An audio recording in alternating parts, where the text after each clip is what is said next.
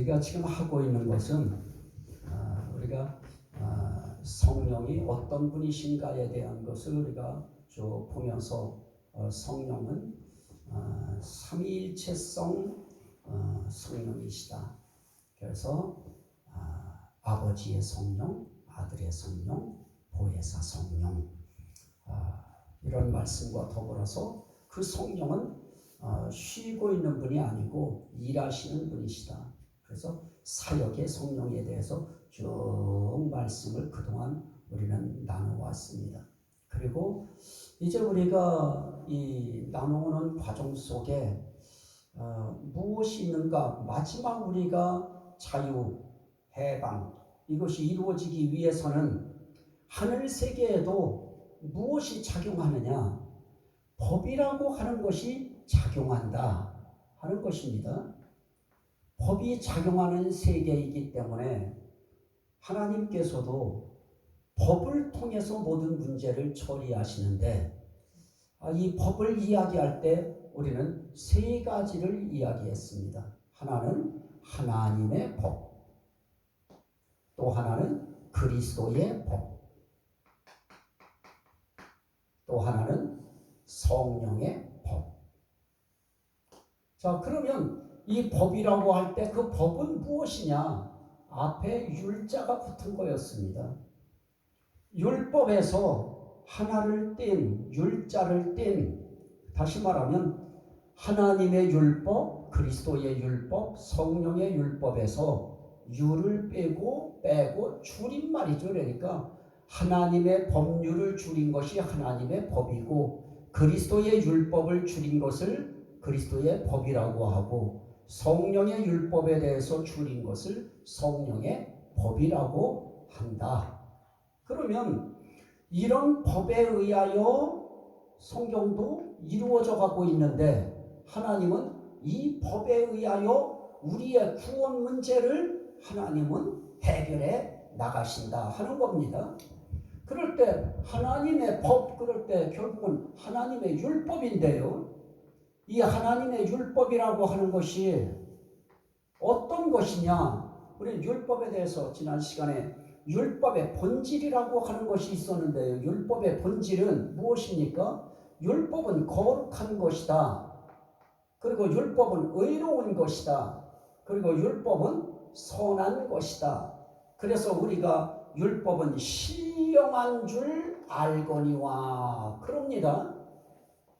오늘 우리들이 기도 좀 하는 사람들 보면 되게 기도하는 사람들은 신령하다고 그래요.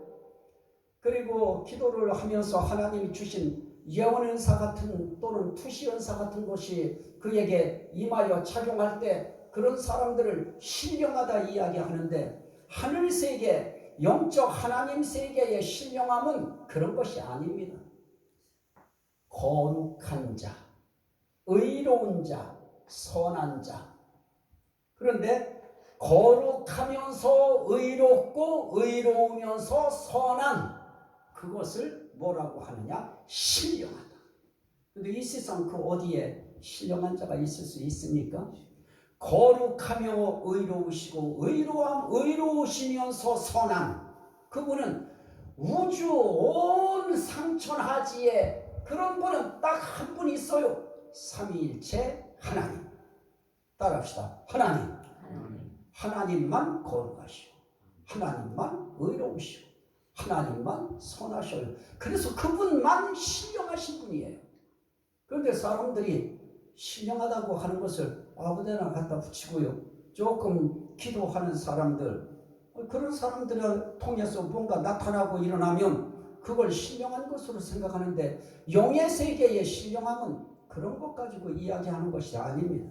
참 신령함은 거룩하며 의로우며 선한 그런 사람이 있다면 그런 사람을 신령하다 우리는 이야기할 수 있을 것입니다. 그런데 이런 신령한 법에 무엇이 있느냐? 약점이 있어요. 흠이 있어요. 그 약점과 흠이 보통 많이 있는 것이 아닙니다. 자, 한번 제가 말씀을 드리도록 합니다. 히브리서 8장 7절 말씀에 보면 첫 언약이 무흠하였다면, 그럽니다. 이 첫 언약이 율법입니다. 무흠하였다면, 그럽니다. 다른 말로 바꿔 말하면 첫 언약은 유흠하다, 흠이 있다, 그겁니다. 또 하나 히브리서 7장 18절 말씀에 보면 전액 계명이 연약하고 무익함으로 패하고, 그럽니다. 율법이라고 하는 것은 흠이 있어요. 율법이라고 하는 것은 연약해요. 율법이라고 하는 것은 무익한 거예요. 답은 나온 거예요. 율법은 우리 구원에 있어서, 우리 영혼의 삶에 있어서 이 율법은 우리에게 흠이 많아요. 연약해요. 그리고 이 율법은 어떤 것이냐? 무익해요. 그러면서 율법이 하는 일이 무엇인가? 히브리서 7장 9절에 보면 율법은 아무것도 온전케 할 수 없나니. 따라합시다. 율법은 아무것도 온전케 할 수 없나니. 율법은 아무것도 온전케 할 수 없어요. 그 아무것 가운데 가장 귀한 속죄라고 하는 이 문제에는 절대로 온전케 할 수 없는 것입니다. 그러면 속죄가 온전치 못하다고 하는 것은 무엇입니까? 불완전한 속죄입니다. 불완전한 용서인 것입니다. 그런데 성경은 또 이렇게 이야기합니다. 우리가 율법이 우리에게 원하는 요구가 있는데요. 율법의 요구는 무엇이냐? 율법 전체를 행하라. 자, 갈라디아서 5장 2절 3절인데요. 율법의 요구는 율법은 전체를 행해야 된다. 그리고 율법이 딱 정하는 것은 무엇이냐? 율법은 지키다가, 잘 행하여 지키다가 하나를 범하면 모두 범한 자로 정하나니. 그래서 율법은 전체를 행해야 될 의무를 우리에게 요구해요. 그리고 율법은 전체를 지켜나가다가 그 중에 하나만 못 지켜도 율법을 지키지 못한 범죄자로 정하는 그런 것이 있습니다. 그런 의미에서 율법의 요구를 이 세상에서 이루어 줄 자가 어디 있어요? 인간 그 누구도 이 율법을 이룰 자가 없어요. 그래서 하나님께서 중보자 하나를 세워놔요. 중간에다가 중보자 하나를 세워서 어떻게 합니까? 모세라고 하는 중보자를 세우고요. 모세를 통해서 하나님은 율법을 쫓아 제사장들을 중보자로 세웠어요. 그런데 우리가 죄사함을 받기 위해서는 어떤 일이 있어야 되느냐? 여기에 죄인이라고 하는 당사자가 있어야 되고요. 그리고 죄인과 하나님 사이에 중보자가 있어야 되는데요. 이 중보자는 이제 제사장들이 담당했어요. 그리고 이 한 사람의 죄 씻음을 받고 죄 사함을 일시적으로 1년간 받는 길은 무엇이 있느냐? 결국은 제사장이 있어야 되고 제물이 있어야 됐습니다. 제물을 통해서 제사를 드려요. 또 성전이라고 하는 성막이 있어야 됐어요. 그런데 성경은 이것조차도 다 효력 없다고 이야기합니다.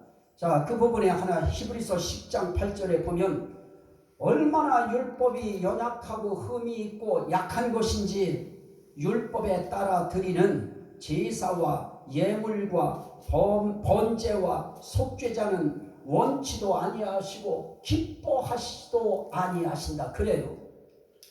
율법을 따라서 드리는 제사, 율법을 따라서 드리는 번제, 율법을 따라서 드리는 예물, 율법을 따라 드리는 심지어 속죄하는 제사까지 하나님은 원하지도 않고 기뻐하지도 않으신다.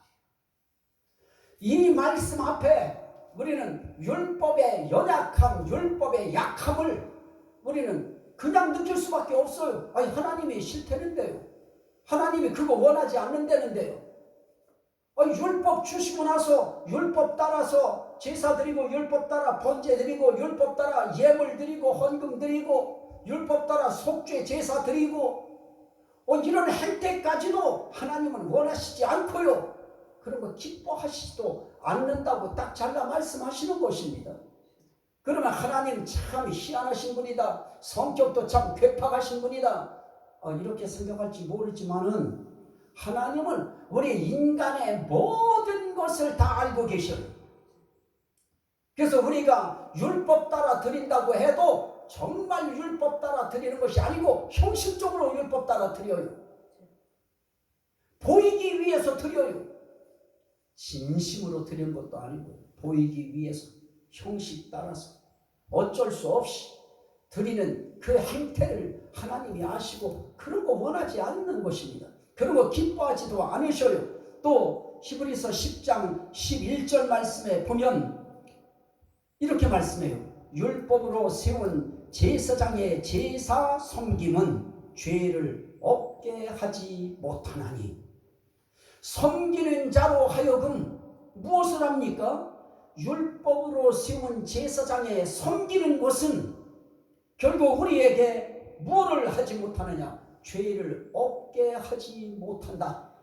그러면 결국 율법으로 세운 제사장도 우리에게는 유익해요? 무익해요? 무익한 것입니다.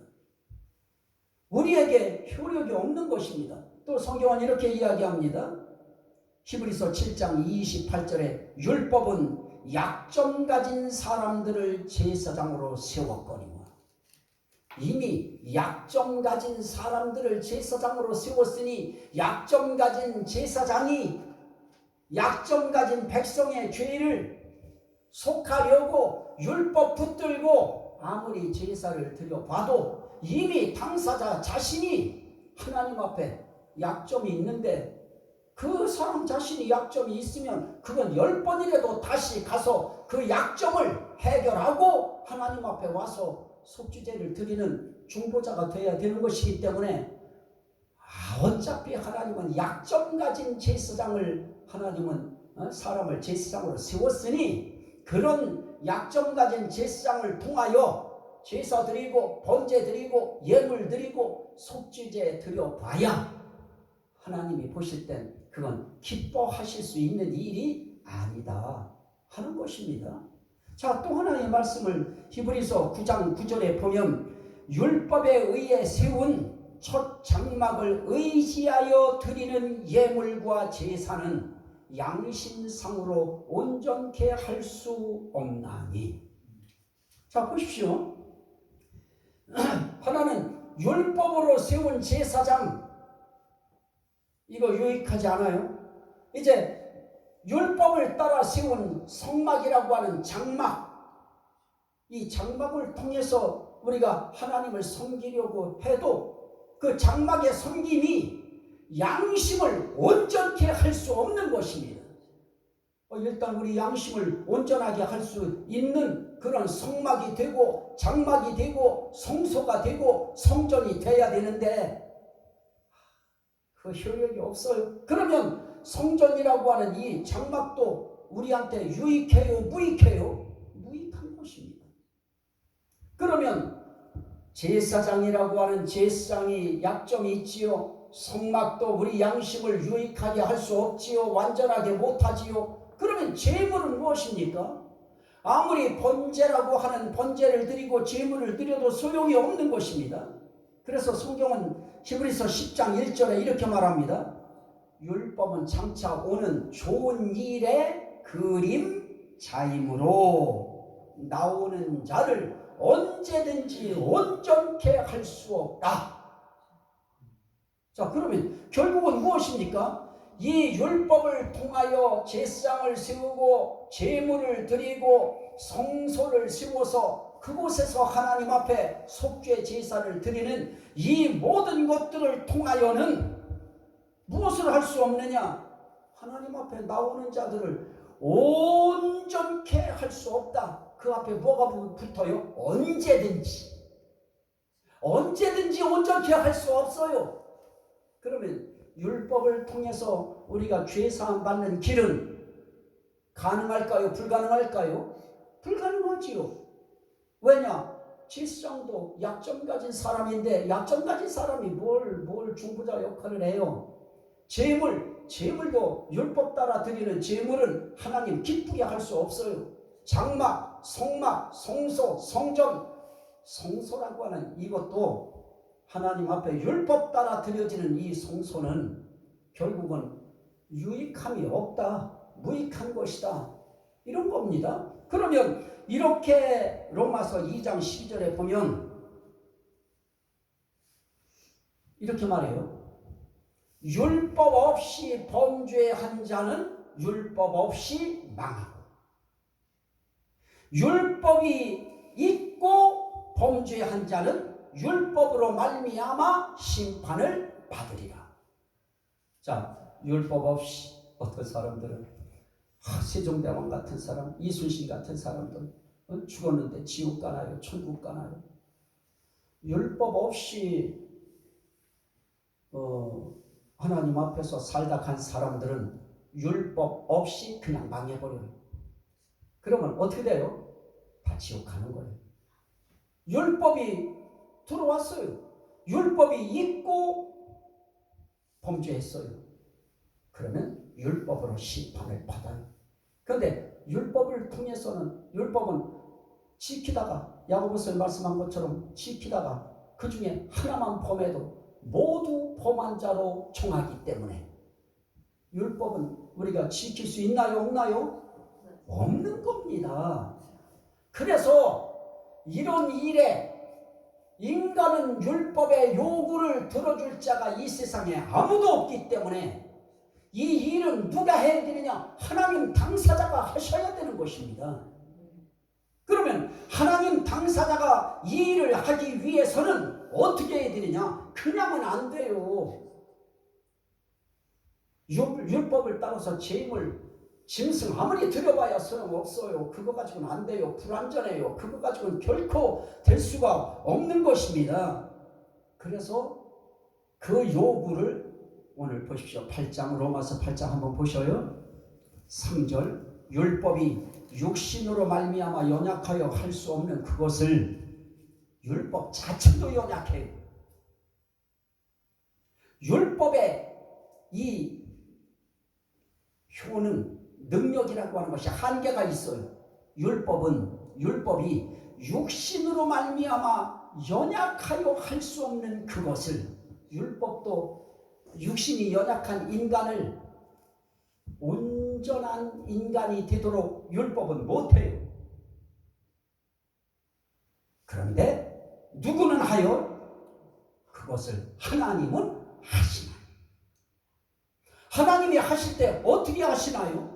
곧 죄로 말미암아 자기 아들을 죄 있는 육신의 모양으로 보내어 육신의 죄를 정하사.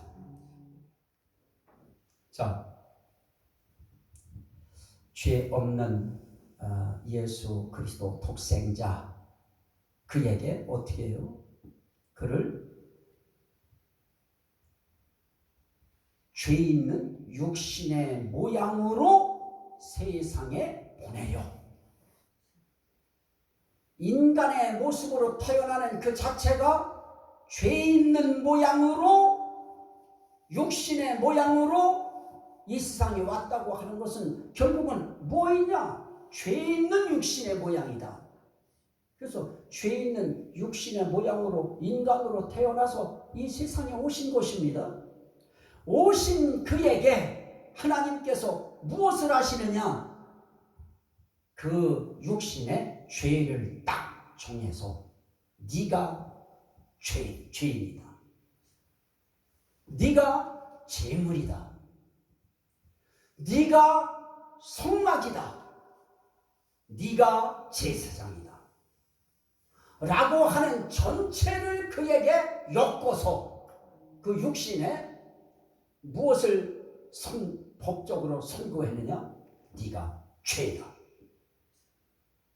그래서 예수님은 죄 없는 분이 죄 있는 그런 모양으로 이 땅에 오셔서 하나님이 그에게 죄를 정해서, 누구의 죄예요? 우리에게 선고해야 할 죄를 예수에게 대신 덤태기 씌워서 정하여 그를 어떻게 하는 겁니까? 십자가에 못 박혀 돌아가시게 만드시는 것입니다. 그래서 율법이 요구하는 것을 누구만 들어줄 수 있느냐? 하나님만 율법의 요구를 들어주실 수 있는데 그 율법을 들어주기 위하여 법적인 세계이기 때문에 하나님도 그냥 넘어갈 수 없어서 그 문제를 해결하기 위하여 하나님은 독생자를 세상에 보내셔서 마리아의 몸을 빌려 태어나게 하시고 그가 죄인의 몸으로 십자가에 달려 돌아가시게 되어진다. 그런데 그는 죄가 없는 분인데 하나님이 죄 없는 그에게 넌 죄가 있다라고 정하여 죽게 하신데 결국 그건 뭐예요? 하나님이 그냥 눈 가리고 그냥 이렇게 한 것으로 하나님이 넘어가 주시는 거예요. 이걸 성경은 뭐라고 하느냐? 은혜다.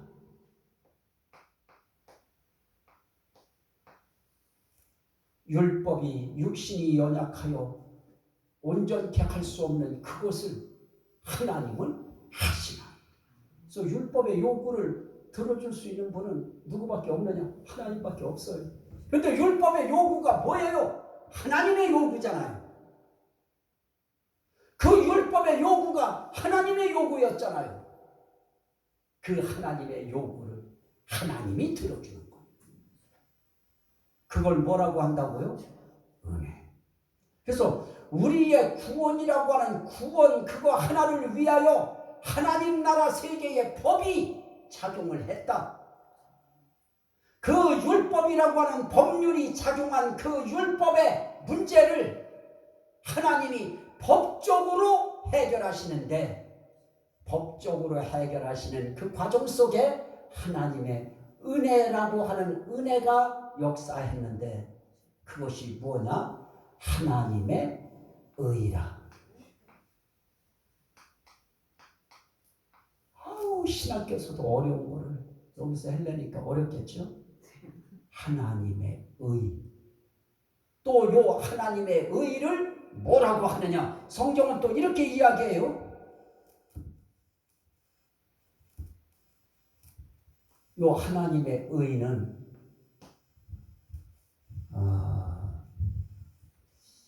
우리에게 굉장히 중요한 거예요. 하나님의 의라고 하는 이 의가 없이는 그 누구도 의로워질 수 없어요. 그런데 하나님의 은혜로 하나님의 의가 나타나게 만들어요. 그래서 그 의를 딱 잡으면 그 하나님의 의가 우리에게 딱 붙게 만들어요. 붙는데 어떻게 하느냐? 옷으로 쏙 들어오게 만들어버려요. 그래서 우린 하나님의 의로 옷을 입듯이 하나님의 의가 우리에게 싹 입혀버리도록 하나님의 의가 나타나요.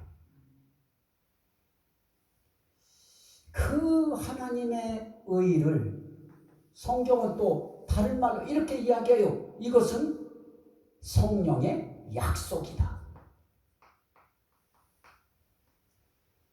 그래서 성경은 갈라디아서 3장 14절에 성령의 약속이라, 또 갈라디아서 3장 21절에 이게 하나님의 약속이라. 성령의 약속, 또 하나님의 약속, 이렇게 표현해요. 이것은 성령의 약속이다. 또 다른 말로 이걸 하나님의 약속이다. 또 뭐라고 그래요? 성경은 하나님의 미리 정하신 언약이다. 갈라디아서 3장 17절입니다. 그리고 또 그 표현을 이렇게 표현해요. 믿음으로 말미암은 약속이다. 갈라디아서 3장 22절. 이건 굉장히 중요한 용어들입니다. 이런 것들 때문에 우리가 구원받는 거예요. 하나님의 의가 나타나는 거에 대하여 성령의 약속이 주어진 것이고 하나님의 약속이 주어진 것이고 약속으로 주어진 거예요. 저런 것들이 다. 그리고 그것은 뭐냐? 하나님이 미리 정하신 정한 언약이에요. 약속이에요.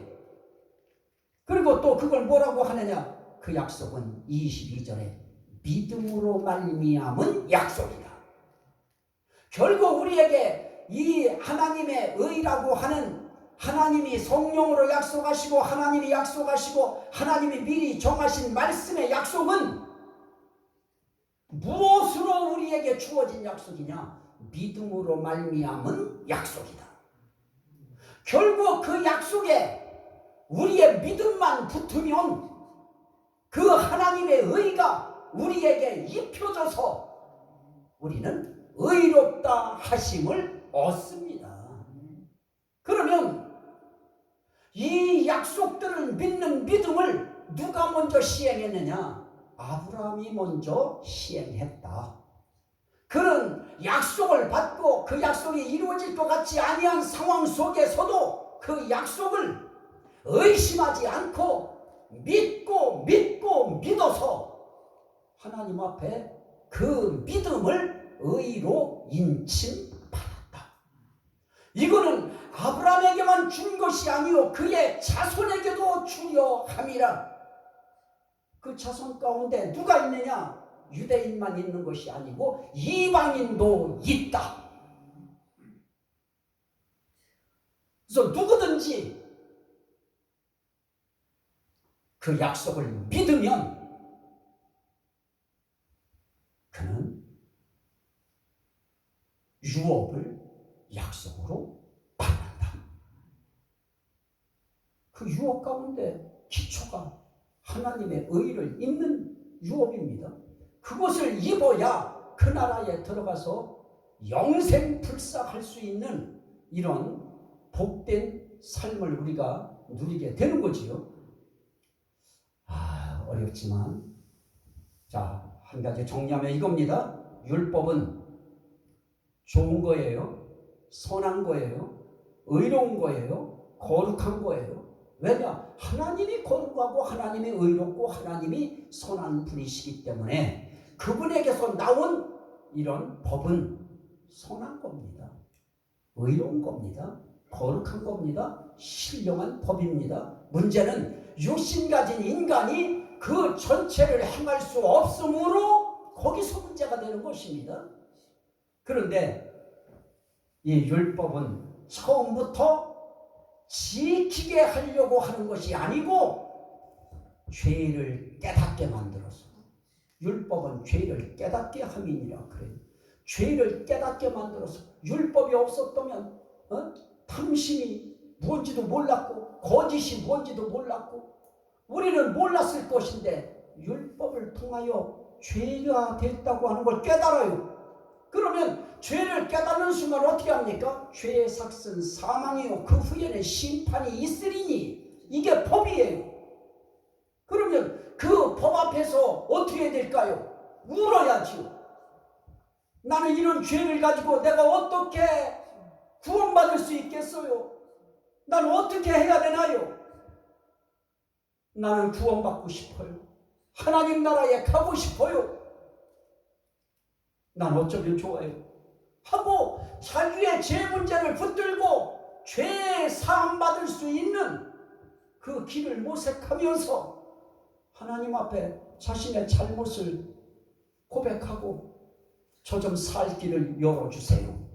이럴 때 그 율법이 우리를 어디로 끌고 가느냐? 그리스도에게로 인도하는 초등교사가 되어, 율법은 결국은 우리를 예수 그리스도께로 인도하는 초등교사, 초등학교 교사들은 일일이 화장실 가는 것까지도 화장실까지도 인도하잖아요. 그러듯이 율법이 결국은 우리를 안내하고 인도하는 선생님 역할을 하도록 만들었는데 인간들은 어쨌어요? 내가 지키겠습니다. 아멘. 말은 찰떡같이 했어요. 하나님 나 못 지켜요. 처음부터 그랬어야 돼요. 하나님 못 지켜요. 이건 정말 우리 지킬 수 없어요. 하나님 그러지 말고 저에게 좋은 길 열어주세요. 그런데 인간들은 다 아멘 우리가 준행하리이다 그래서 근데 하나님은 거기서 선언해요. 이거 지키면 복이고 그렇지 아니하면 화다. 그 화가 얼마나 무서운 화였어요. 그런데 우리가 지킵니다. 아멘 그랬단 말이에요. 그러한 자들을 위하여 하나님께서 예수 그리스도를 성막되게 성전되게 하시고 제사장 되게 하시고 제물 되게 하셔서 우리로 하여금 그 예수 그리스도를 믿음으로 하나님의 자녀가 되게 하시는 이 길을 열어주셔서 우리로 하여금 의인 되게 만드신 이 중심에 무엇이 작용하느냐? 성령의 생명의 법이 죄와 사망의 법에서 너를 해방하였습니다. 그래서 이 율법이라고 하는 하나님의 법 하나만 해도 저는 지금 이거 다 안 한 거예요. 조금만 지금 한 거예요. 율법이라고 하는 하나님의 법 하나만 하려고 해도 몇 시간이 필요해요. 그런데 하나님께서 그리스도의 율법이라고 하는 그리스도의 율법도 만드시고 성령의 생명의 법도 만드셔서 우리를 급기야 의인되게 하셔서 하나님의 약속하신 유업을 아브라함과 함께 받도록 하시려고 하는 하나님의 은혜 플러스 예수 그리스도의 은혜 플러스 성령님의 은혜, 그 은혜로 우리는 천국 가는 것입니다. 여기 앞에 약도 만들어 놨는데요. 저거는 굉장히 짧아요. 저기 설명이 단순해요. 하지만 저렇게 해도 우리는 어떻게 되어지느냐? 이 모든 하나님의 법이 우리를 매고 가두었던, 그래서 율법은 매는 거잖아요. 율법은 우리를 가두는 것이잖아요. 율법이 매고 가두고 그러면서 의문은 죽이는 것이고, 그게 의문이 뭐예요? 율법 조항들이에요. 율법은 결국 우리를 죽이는 것이에요. 매고 가두고 죽이는 율법으로부터 그 율법의 요구인 율법 전체를 지킬 것을 예수 그리스도를 통하여, 그래서 그분이 지키게 하기 위해서 율법 아래에 있는 자들에게 말하는 율법을 해결하기 위해서 율법 아래에 나시잖아요. 예수님이 태어나신 그것도 율법 아래에 태어나셔서 율법 속에서 살게 하시고 율법 속에서 십자가에 달려 돌아가시게 하시고, 그래서 율법 아래에서 나시고 율법 아래에서 죽으시고 그 죽음을 통하여 율법 아래에 있는 자들을 향한 율법의 요구를 해결해 주신 것입니다. 그래서 성경은 하나님의 은혜와 예수 그리스도의 은혜 이렇게 표현합니다. 다음 시간에는 은혜 부분을 조금 더 제가 가미할 것입니다. 자, 그러면 우리는 한 가지 고백만 필요하지요? 무엇이 필요할까요? 하나님의 약속의 말씀을 나는 믿습니다. 하나님의 그 약속이 나를 구원에 이르게 하심을 나는 믿습니다. 그래서 그거 할 때 하나님은 맹세로 약속해요. 자기 위에 더 높은 이가 없어서 자기가 자기에게 맹세해요. 그래서 하나님이 하신 맹세의 말씀이에요. 이 성령의 약속, 하나님의 약속, 하나님이 미리 정하신 언약, 이 모든 것들은 다 맹세로 하신 거예요. 그러면 맹세로 하신 약속이고요, 맹세로 하신 성령의 약속, 맹세로 하신 하나님의 약속, 맹세로 하신 하나님이 미리 정하신 언약, 다 이 모든 것들은 맹세로 하신 믿음으로 말미암은 약속, 다 하나님의 맹세로 된 거예요. 그래서 성경은 뭐라고 말씀합니까? 그 맹세를, 그 율법이 없이 하지 못하나니. 그래서 하나님의 은혜로 이루어진 언약, 새 언약이죠. 이것은요, 율법이 없애지 못해요. 율법이 걷어차지 못해요. 그리고 하나님의 언약, 하나님의 은혜, 이 은혜 속에 있는 이 언약, 약속, 이거는 율법이 어떻게 해보질 못해요. 그래서 율법 위에 하나님의 은혜가 있습니다. 율법 위에 하나님의 약속이 있어요. 그래서 하나님은 율법만 두신 것이 아니고 하나님의 은혜가 항상 따르면서 거기엔 약속이라고 하는 은혜가 따라 붙었어요. 그래서 율법을 붙들 것인가 하나님의 약속을 붙들 것인가. 약속 붙든 자들은 약속의 자손이 되어져서 약속하신 그리스도가 오실 때,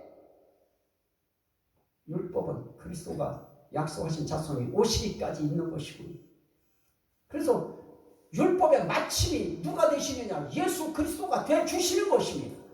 이제 그 마침 부분은 그것도 법이니까 그리스도의 율법에서 제가 설명해 드릴 겁니다. 자, 이런 과정을 거쳐서 저와 여러분들이 구원을 받게 되어집니다. 고마워요? 안 고마워요? 고맙지요.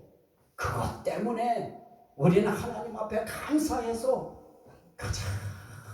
이 시간도 할 일이 얼마나 더 많아요. 그래도 우리는 하나님 앞에 감사 예배 그거라도 드리려고 우리 몸 예수 이름 붙들고 나온 겁니다. 이 예수 믿으면 이 율법의 요구가 저와 여러분들에게 완벽하게 이루어져서 우리는 하나님의 자녀로서 당당하게 아브라함과 함께 예수 그리스도와 함께 그 나라에 삽니다. 이 은혜가 함께 하시기를 주의 이름으로 축원합니다. 자, 우리 한번 찬송하실 때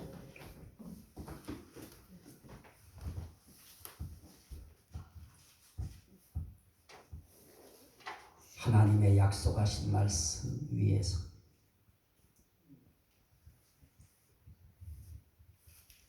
하나님의 그게 어떻게 되죠? 하나님의 약속